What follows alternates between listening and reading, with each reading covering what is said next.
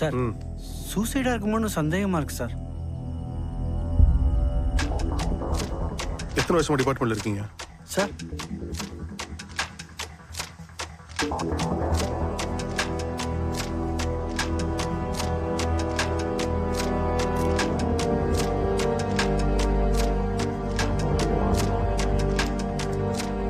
மணி sir இது கொலைதான்.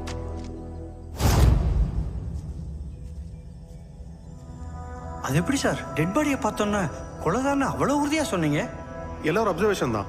ஒரு நாள் முன்னாடி வரைக்கும் டெட் பாடியை கவர் பண்ற அளவுக்கு ஏரியில ஃபுல்லா தண்ணி இருந்த அடையாளம் இருக்கு. ஆனா நமக்கு இன்ஃபர்மேஷன் வந்த அன்னைக்கு தண்ணி எல்லாம் உள்வாங்கி இருந்தது. கரெக்டா? ஆமா சார்.